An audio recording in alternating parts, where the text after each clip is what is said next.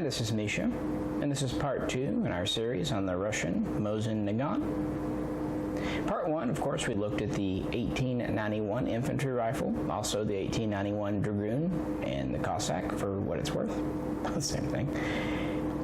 I tried to kind of go through as quick as I could. I know I left out some details. That's okay, because, you know, if you want to know more, that's always out there. Part 2 is obviously needs to be on the M91/30, and that's because there's so damn many of them in the USA. They produced a good number of the 1891, over 10 million. However, they produced nearly twice that of the 9130, and in less time. They also converted quite a few of the older 91s to the 9130. Well, we're going to begin with the Dragoon from our first vid. This is a 1927 that was put through the 9130 conversion process, so it's a good example of an early one. In 1922, after the communists, the Bolsheviks, had really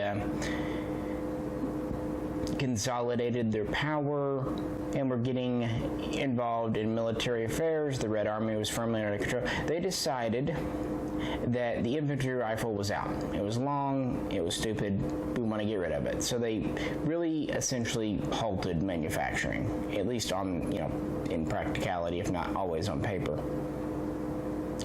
They decided that the Dragoon would be the new standard.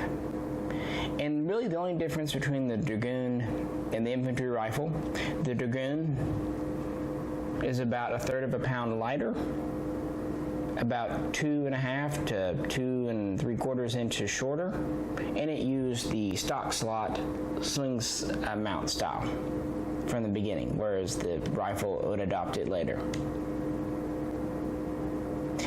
A couple of years later, around 1924, new specifications were set out for a new updated version of the rifle. In theory, this was to modernize it because a lot of nations were going to more modern designs. Remember, this one was originally going back to 1889 as far as the design and was finalized in 1891. In practice, though, they really wanted to make a cheaper, faster to produce, and also more durable, soldier-proof version. They would keep Dragoon production going throughout the 1920s at both Izhevsk and Tula, and they would do the final run beginning in 1930, wrapping up around 1932. Now, obviously, the 9130 pattern was adopted in 1930. However, it wasn't overnight. They would gradually introduce changes. First off, they would take the Dragoon, standard 28.5 inch, 28 3/4 inch barrel,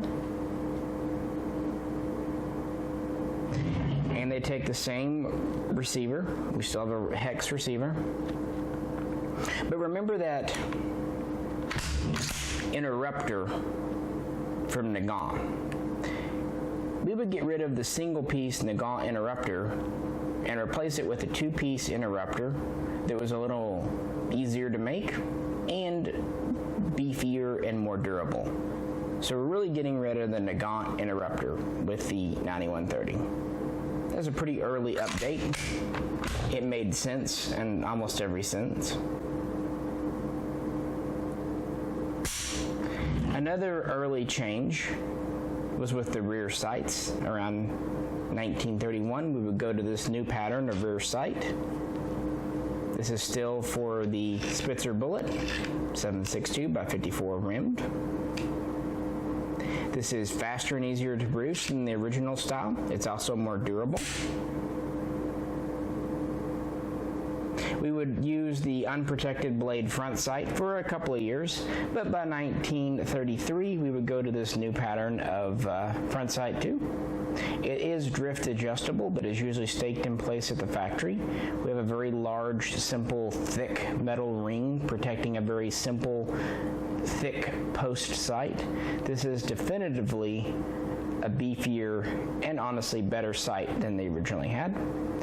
And since the bayonet on the Nagant, or I should say the Mosin, there I'm doing it, that's not good, mounts around to the sight, they would go to a new pattern of bayonet, spike bayonet for these. The blade itself, the spike itself really was unchanged for the most part. The mounting system was, though. The original one would be attached and then a screw dogged down to keep it in place. Obviously this meant it was semi-permanent because you needed some kind of tool to take it on and off. The newer ones would just use a spring-loaded catch. It still fits quite tight. However, many of you that have bought 9130s, if your bayonet doesn't want to go on and off very easily, chances are either one, the finish on your barrels is thick because these have Arsenal replaced finishes, or it's not the matching bayonet. These bayonets were fitted at the factory to the guns. If you have a matching bayonet and the finish isn't over thick, they come off and go on reasonably easily. I wouldn't say quickly, but you can do it. But they were more or less meant to be left on the rifles for most uses. So we have a new pattern of bayonet. We will also go to new pattern of barrel bands and spring retainers for them with this update.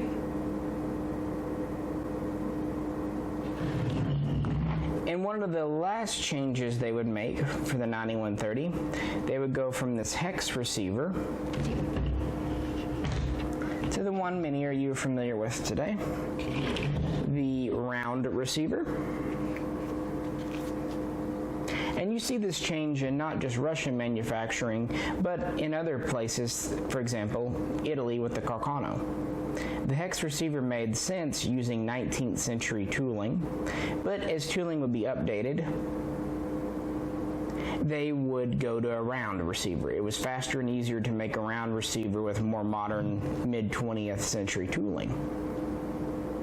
This change would happen around 1936. There's no real definitive.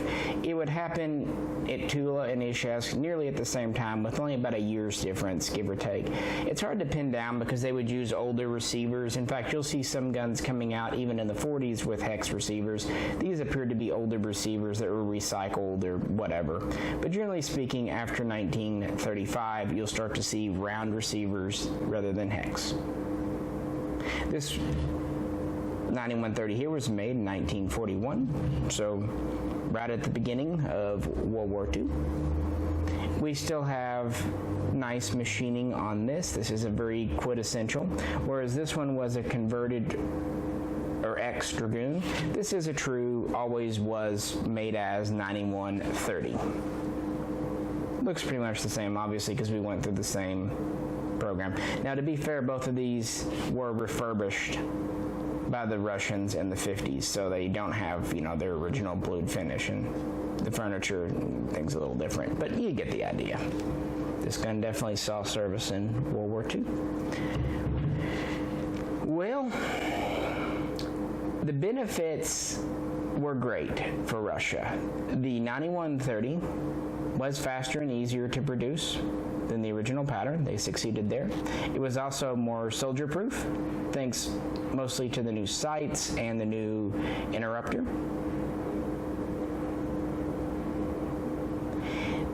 So this is what Russia went to war with in the Great Patriotic War. Now, to be fair, they did attempt to replace it with a self-loading rifle. First the AVS-36, then the SVT-38, then the SVT-40, which we have videos on those.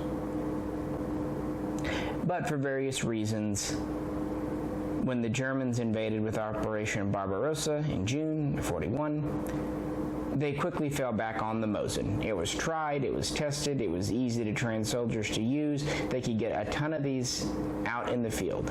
And this was partnered with the PPSH-41, which was essentially a simplified version of the PPD series. So we had the submachine gun providing close-in rapid fire, and we had the trusty Mosin giving us longer range, more powerful fire. They also would do a large number of sniper rifles of different varieties, and that's really a story for a different day. But this was a very good gun as a sniper. I really should call it a DMR. It was more of a designated marksman rifle, because while it was plenty accurate with a good range, it wasn't pinpoint accurate at 1,000 meters. Oh, speaking of, and I apologize for not mentioning this, one of the other changes with the 9130 when they went to the new sights, originally the Mosin sights were in Arshins, which was in traditional Russian measuring system. With the 9130, they would go to the much more conventional and modern meter system. So these sights are graduated in meters rather than Arshins. Well, as the Germans pushed deeper and deeper into Russia, manufacturing was sped up and simplified as much as possible at all the factories. You had some factories like Tula that were simply evacuated, dismantled, and moved over the Ural Mountains. Izhevsk was safely out of German range, and so they simplified their production line. And that's where this version comes from here. This is the 1942, or as I call it, and many people also call it, the oh shit Germans rifle. There's not a lot of difference between this and the standard except for just hastier manufacturing. They cut out anything they could that wasn't absolutely necessary. This barrel has much cruder lathe marks, especially even under the wood where no one can see it. As you see, this receiver is pretty roughly machined out. This side, they still have this step. This is so the safety will still work, but you can see visible machine marks on it. For the other side, they just eliminated the step down, the lightning cut altogether. You can see that on all these here, where this flat area. Nice little machined out area for symmetry and to lighten it up and just for cosmetics, but we don't need that. So we have a high wall here. Now a lot of these are round because it's still part of the receiver stock. This one's just kind of jagged because, again, they weren't in a hurry. Likewise, the bolt handle, the ball's a little off center. They simplified the trigger guard a bit and the magazine box. More sharp edges, less machining to smooth them out. They would also go to simplified stocks in 42, 43. Since this one is an Arsenal refurb, as most are, it has a more traditional stock on it, but they would have a simplified stock version. They would do some out of laminated wood. They would just use kind of substandard wood, whatever they could throw them in. They would also not have the escutcheons in the stock for the sling slots. They would just be raw wood or maybe one little bottom piece, so on and so forth. And there's all kinds of little tiny variations. But they would crank these out and keep cranking them out. And by 42, they decided the SVT-40 wasn't working out, and they put all their eggs in the Mosin 9130 basket. Just to compare, the original 1891 rifle of World War I era took about 42 hours to manufacture. The 9130, the most simplified version from 42, 43, took 13 hours. So, less than a third of the time. They could make 3 of these rifles in the time it would take to make one of the originals. So that's why they were able to produce nearly 20 million of these. Now some of those are converted. It seems like about 16, 17 million were fresh, with 3 or 4 million converted 91s. That's a lot of guns, especially of one type. And of course that's joining 6 million PPSH-41s, over 2 million PPS-43s, nearly 2 million SVTs. Russia made a lot of guns between 1941 and 1944. As the war would turn in Russia's favor, as they would go on the offense, they would start to make nicer looking Mosins again. So guns made in 1943, late in the year, start to look a little better, and by 44, we're almost as, we're pretty much back to the original style of this one here. These would start to be replaced in production in 1944, as they were starting to become no longer the standard issue. They were going to a new pattern, which will be featured in the next episode. And they would be officially taken out of production in 1945 in Russia. Now, unlike the original 1891, which is pretty much only made in Russia, although it was exported to several nations, mine actually came from Bulgaria, as it happens, the 9130 was manufactured outside of Russia and was used very heavily outside of Russia, especially during the communist Cold War era. So you'll see either Russian guns or domestically made. But since Russia had so many millions 9130s, they basically, rather than giving the manufacturing to other friendly nations, they would just give them rifles. And that's kind of how the nations felt too. Plus, this was a long and heavy rifle by the standards of the 1940s. I mean, good grief, we're almost 50 inches. And it's firing definitely a full power cartridge. Anyway, you will see these turn up, and you will see some limited manufacturing outside of Russia for the 9130. These would remain in service in one guise or one place or the other in Russia throughout the 40s and into the 50s. They really wouldn't be replaced entirely until the AK-47 really was fully in production, along with the SKS. So they had a good long life. I mean, because you consider this is really just an updated Dragoon, first patterned in the late 19th century. They were in frontline service for 50 years plus and made in huge numbers. And this is what allowed the Red Army to fight off the Germans in World War II. Make no mistake that they had other guns, maybe more interesting guns historically, but this was the backbone of the Red Army. Without the Mosin-Nagant, without the cheap and readily availability of the 9130, the war might have gone very, very differently. These were also used extensively in Finland, first during the Winter War, later during the Continuation War, and the Finns would capture a good number of 9130s, and even use them against Russians, of course. These were very cheap at one time. Now they're not, but for quite a while you could get a really nice 9130 for 100 or less. Now they're at least 300, it seems like, for a matching one. So people didn't think a whole lot of them. I think everyone recognized they had history, but they didn't really give them their just desserts, their credit. Thankfully, now that they're out of import, they're starting to really get appreciated, because these things are packed with history. They shoot a common caliber, powerful caliber. They're damn reliable. They're plenty accurate, more so than most people probably. There's a lot to recommend the 9130, so if you don't have one, if you find a good deal on one, I would suggest picking them up before they really start to go crazy. Will they ever be $1,000 guns? Probably not for a very long time, but I could see $400 or $500 was where they might stabilize out. People just thought, because they made so many millions, that these would be cheap and available for a long time. Yes, they did, but they've also gotten rid of so many millions over the years. As I said, they gave quite a few to allies, China, Vietnam, Korea, communist rebels in Africa and South America, so on and so forth. So they got rid of quite a few that way after World War II.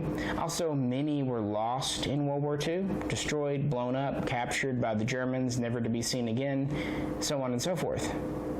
Many more went to Finland, where different things happened to them.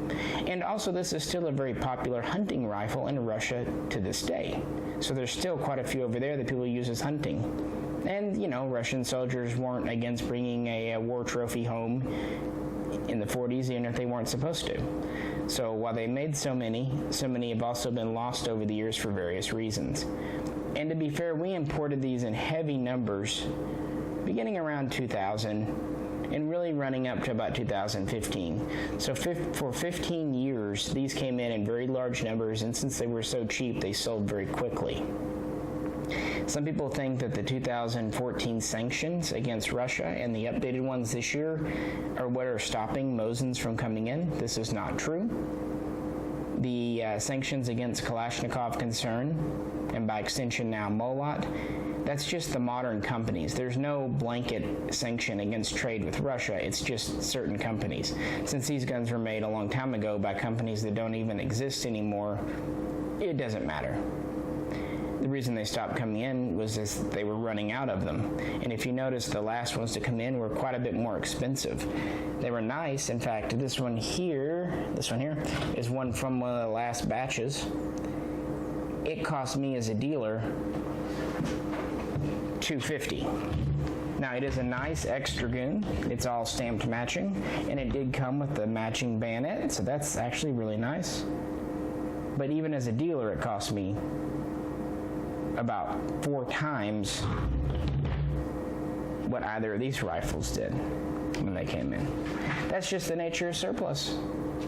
It's cheap when it's coming in, and it goes up when it's gone. And guns like this that appear in a lot of video games and have a lot of history have a lot of appeal. Yes, there are many in the USA, probably over 1 million, but there's also a lot of interest in them because they do shoot a common and still relatively affordable cartridge compared with many other surplus guns that are out there.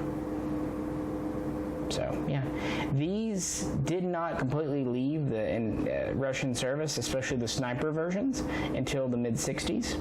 They are still in some military and quasi-military services, especially in third world nations, up until this day. Especially, again, the sniper-type versions or scoped versions.